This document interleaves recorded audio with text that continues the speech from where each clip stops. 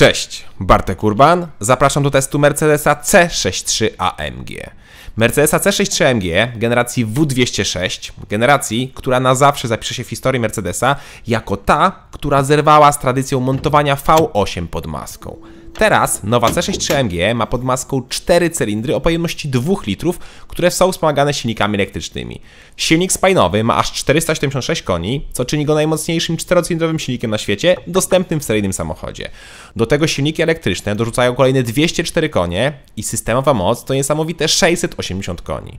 Łączny moment obrotowy to znowu jeszcze bardziej niesamowite 1020 Nm.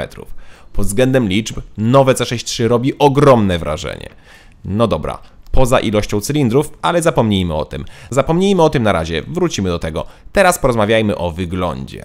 Bo tutaj jest o czym mówić. Bowiem nowe C63 nadal wygląda świetnie. Ba, jest to jeden z najładniejszych Mercedesów obecnie oferowanych, jak i nie jedno z najładniejszych aut w klasie. No popatrzcie na tego bandziora. Wygląda zadziornie, ale jednocześnie elegancko, tak sportowo. Przetłoczenia, poszerzenia, delikatne spoilery, wlot na masce, który jest prawdziwy, czy ogromne koła i 4 końcówki wydechu powodują, że auto wygląda świetnie. Do tego jeszcze ten opcjonalny, matowy niebieski lakier za 24 000 zł. Nowe C63 AMG jest piękne. Oczywiście nie byłbym sobą, jakbym się do czegoś nie przyczepił, jak chociażby te fatalne atrapy wlotów powietrza po boku, albo równie słabe te z tyłu. No na co to komu potrzebne? Te końcówki wydechu to też jest część zderzaka, ale tak już było od bardzo dawna w Mercedesie i nie razi mnie to aż tak bardzo. Cieszę się za to, że na kołach nie ma atrap śrub centralnych, tak jak to ma miejsce na przykład w mniejszej A-klasie AMG. Nie no, to auto naprawdę wygląda pięknie. Szkoda tylko, że bagażnik już taki piękny nie jest. Otóż pojemność bagażnika w nowej C63 AMG to 280 litrów. Tak, 280, nie pomyliłem się. Kufer ma 280 litrów pojemności, o całe 25 litrów więcej niż mała Skoda Citigo. Otóż kufer, nie dość, że jest mały, to jeszcze ma takie wybrzuszenie, które jest spowodowane obecnością baterii i elektroniki, którą gdzieś trzeba było upchnąć. Jak widzicie, 2 rodzaje kabli i zestaw naprawczy też sporo zajmują, no ale kabli akurat nie trzeba włożyć. Nie ma tu też drugiego dna, mamy jedynie 2 haczyki na zakupy oraz gołą blachę od góry. Miło, że z tego poziomu można położyć tylne oparcia.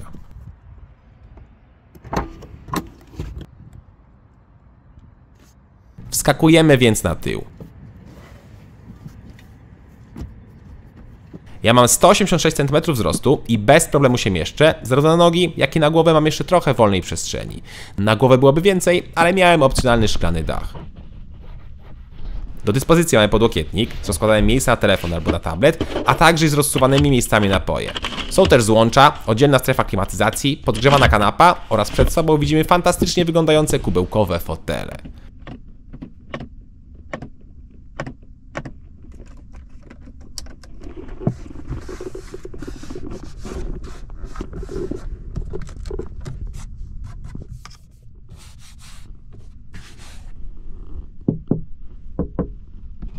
Fotele są naprawdę świetne, wyglądają tak samo dobrze jak trzymają w zakrętach. Regulacja jest oczywiście, jak przystało na Mercedesa, na drzwiach. Fotel jest dość twardy, więc w dłuższej trasie no nieco cierpi nam tyłek, ale na szybszą jazdę po zakrętach no są świetne.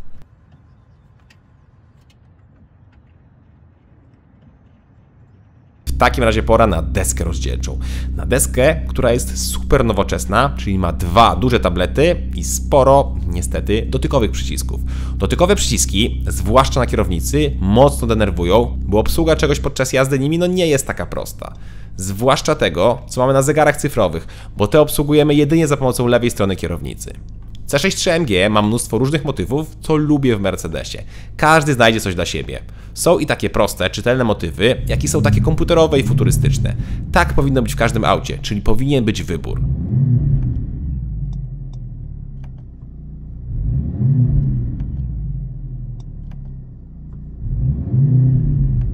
Wybór mamy, jeśli chodzi o obsługę głównego ekranu, bo tutaj można z kierownicy, można dotykiem, a także i można z autem pogadać. Hej Mercedes. Tak, proszę. Otwórz z tyłu okna. Otwieram okna z tyłu. Hej Mercedes. Słucham. Czy BMW jest lepsze niż Mercedes? Wydaje mi się, że mam zdanie podobne do twojego. Oczywiście to gadanie to bajer, bo większość opcji samemu zrobimy dużo szybciej, ale zaszpanować przed znajomymi można. Podoba mi się też to, jak działa środkowy ekran, który ma bardzo ładne grafiki i naprawdę dobrze działa. Ma co prawda czasem takie lekkie przycięcia, ale bardzo rzadko. To, co jest lekką przesadą, to oczywiście możliwość włączenia cyfrowego IWC na ekranie. Świetne są za to pozostałe opcje z trybu wyścigowego, gdzie można sprawdzić telemetrię auta. W takim razie sprawdźmy wykonanie samochodu.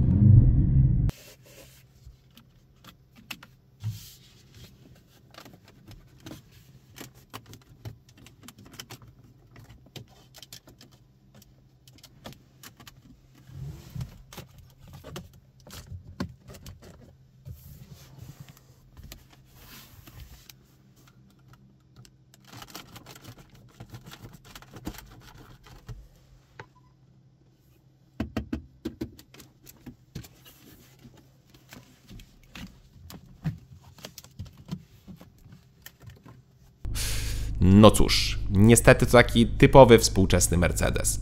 Czyli niestety niektóre elementy lekko skrzypią, na dachu ten panel mocno skrzypi, no i jest piano black, które wkurza, szczególnie na tunelu środkowym, gdzie odbija światło, kurzy i się rysuje.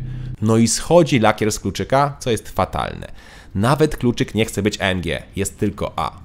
W nocy oczywiście Mercedes może świecić jak dyskoteka, ale wszystkie te kolorki można wyłączyć albo zmniejszyć ich natężenie. Dobra, to teraz schowki, a potem wracamy znowu pod maskę.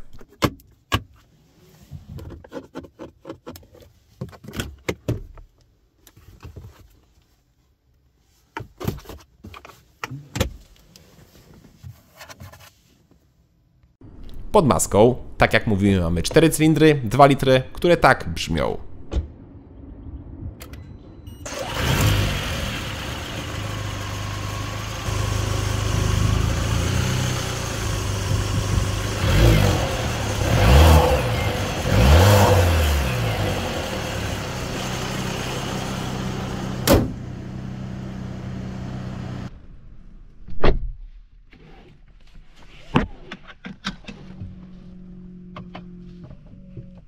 No brzmią jak 4 cylindry, tutaj raczej się nie da tego zrobić lepiej, więc sprawdźmy wydech, bo akurat na rynku są auta z 4 cylindrami, które naprawdę pięknie gadają.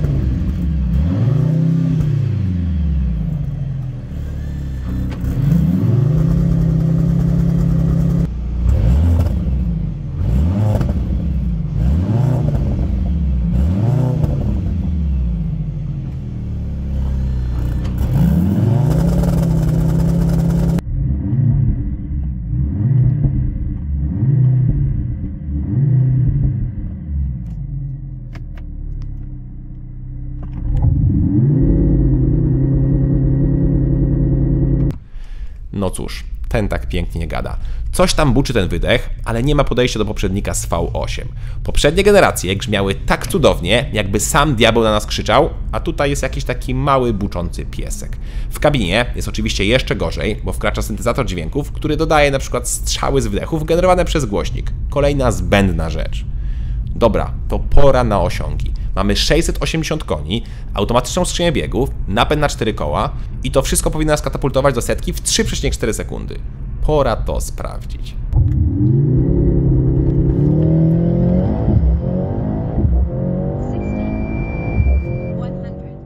Wynik jest nawet lepszy niż podaje producent, bo powtarzalny 3,3 sekundy.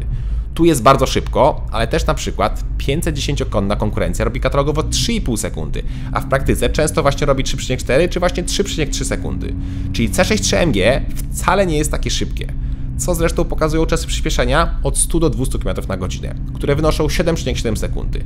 I jest to czas z rolki, bowiem z miejsca auto ledwo łamie barierę 8,5 sekundy, dokładnie to 8,4 sekundy. Skąd taka różnica? Ano z boosta silników elektrycznych, bowiem ten nie trwa tak długo, żeby zrobić przyspieszenie od 0 do 200 na pełnym doładowaniu. I to nawet nie chodzi o baterię i jej stopień naładowania. Ba, tą baterię można naładować z kabla, ale kompletnie tego nie trzeba robić. Ba, w ogóle uważam, że mogłoby tego gniazda do ładowania nie być, bo ta bateria sama jest tak mała, że z jazdy w trybie sportowym ładuje się błyskawicznie. Poważnie, bateria ma tylko 6,1 kWh, co starczy na przejechanie ledwo 10 km i to jak się postaracie. System odzyskiwania energii działa tak sprawnie, że raz-dwa bateria sama się napełnia. Co więcej, nigdy nie da się zejść poniżej 1/4 baterii, nawet jak ciśniecie na maksa.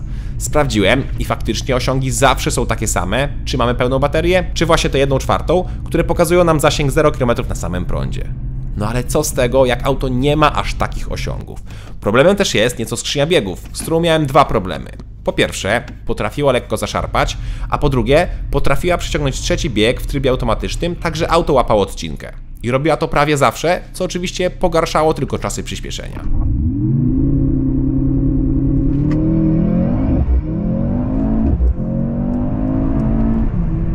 Z rolki za to jest nieźle, bo silniki elektryczne od razu nas lekko pchają, a po chwili z całych sił pcha nas silnik spalinowy.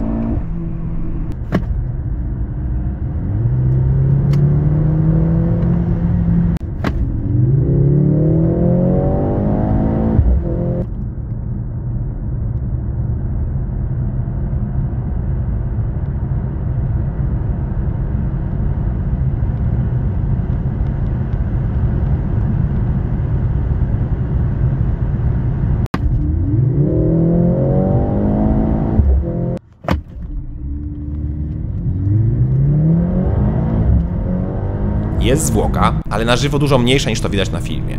Pod względem elastyczności jest bardzo dobrze. Tak samo jest pod względem działania hybrydy, która niezauważalnie zmienia silniki z elektrycznego na spalinowy i w drugą stronę. To jest świetne. Szkoda tylko, że taka świetna nie jest jazda z jednego powodu. Auto waży prawie 2,2 tony. Dokładnie to 2165 kg, co w tej klasie jest absurdalnie wysokim wynikiem. Płakałem już, że nowe BMW M3 waży za dużo, a tu jest jeszcze dorzucone ponad 200 kg. Dramat. Ale o dziwo, tego bardzo mocno nie czuć. Systemy robią wszystko, żeby to ukryć. Mamy ogromną moc, ogromny moment obrotowy i tylną oś skrętną. Naprawdę, to się udało, bo waga jest dobrze zamaskowana. Czuć ją tylko po osiągach, bo każde zbędne 50-100 kg to jest strata. Układ kierowniczy jest bardzo precyzyjny, a zawieszenie nieźle zestrojone i nie jest przesadnie twarde. Da się tym autem polatać ostro bokiem, zwłaszcza, że można rozpiąć napęd i mieć tylko napęd na tył.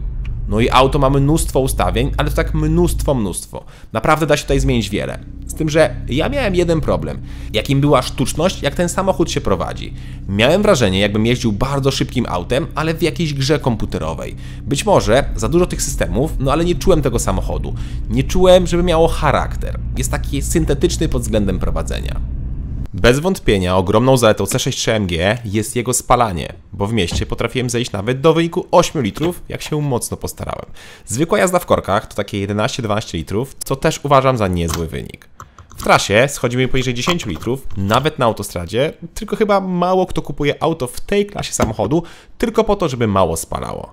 A, ja miałem też zwykłe hamulce, które już niestety były mocno skatowane i biły przy mocniejszym hamowaniu. W opcji jest za to ceramika za 24 000 zł, która przy tej masie powinna być obowiązkiem i powinna być standardem, zwłaszcza w tej cenie.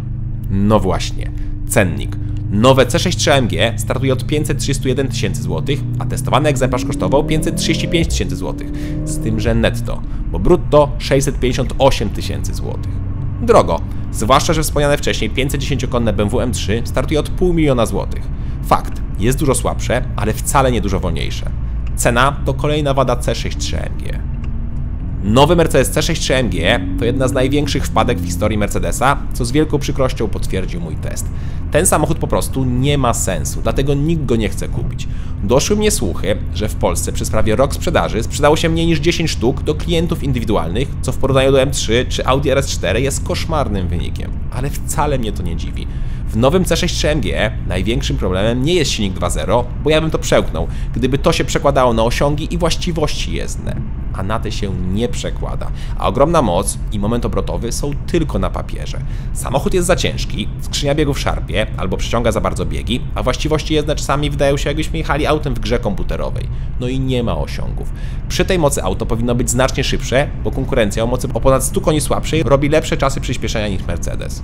No i ten nieszczęsny bagażnik, do którego nie ma szans się spakować całą rodziną. Nawet cena nie jest zaletą, bo przecież konkurencja jest tańsza, a tak jak mówiłem, ma bardzo zbliżone osiągi. Szkoda, jeszcze raz szkoda, bo jednak model C63 AMG to legenda. Legenda, na którą na samą myśl mam gęsią skórkę. Mam, ale tylko jak myślę o poprzednich generacjach. Mam nadzieję, że Mercedes zrozumie swój błąd i w nowej generacji wróci do V8 albo chociaż wróci do jakiegoś 6-cylindrowego silnika. Co w sumie byłoby zrozumiałe, właśnie zejście z V8 na V6 czy tam na R6, tak jak to swego czasu zrobiło przecież BMW, gdzie w generacji E90-92 było V8, a potem zeszli do 6 cylindrów. Mercedes poszedł za daleko i to niestety się nie opłaciło. Zresztą w modelu Mercedes CLE AMG już podobno zrezygnowano z hybrydy na rzecz właśnie prawdziwego V8. Brawo! Cześć!